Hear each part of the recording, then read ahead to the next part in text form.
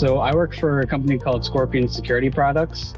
We are companies who develop mechanical solutions for holding mainly electronic devices in storefronts so that we can help reduce the amount or entirely eliminate theft of those devices. And then we've also transitioned over into some more niche markets where we have baby formula, we have wine and liquor security solutions.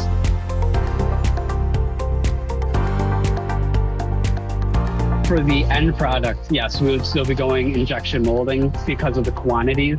But as far as getting these in front of stores who would be having the power to purchase them and put them in their stores, this allows us to rapidly get them something to actively play with, feel the ergonomics of it, get the aesthetics of it on their shelves, and then proceed forward from there before we ever have to spool up any molds. So we get to save costs on that.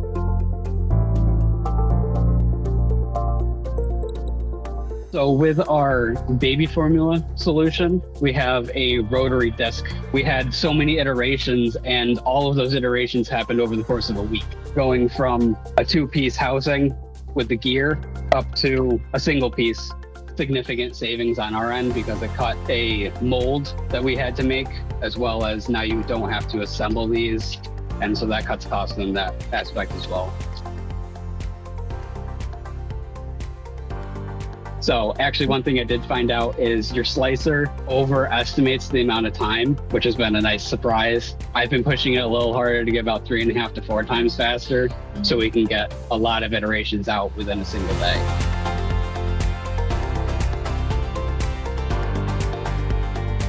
Being able to throw any materials at it has been a great use, where one specific case where we had to use some carbon fiber reinforced PLA and spit it out like nothing. And then when it is down, of how quickly I can get parts turned around, parts shipped out to us to get repairs done so we can get it back up and running. So we're not sitting here waiting for weeks on end while we're waiting for parts has been great. I have pretty much always been in the Raise environment.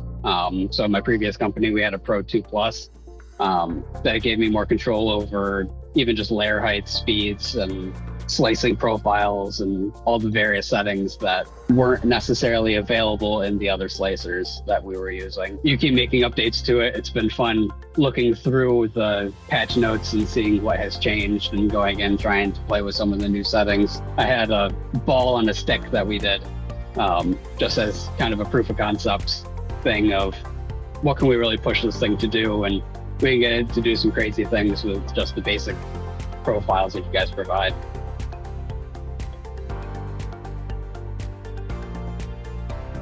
So as an example, one of our watch solutions, what we did was made the fixture essentially with one hand. Instead of fumbling around, you can have this installed. And because of this, now they're evenly spaced every time. But then depending on the model, it can be a totally different leg, in which case now we have a different colored fixture for this style leg. So it's depending on if it's a Samsung, an Apple, or an other type.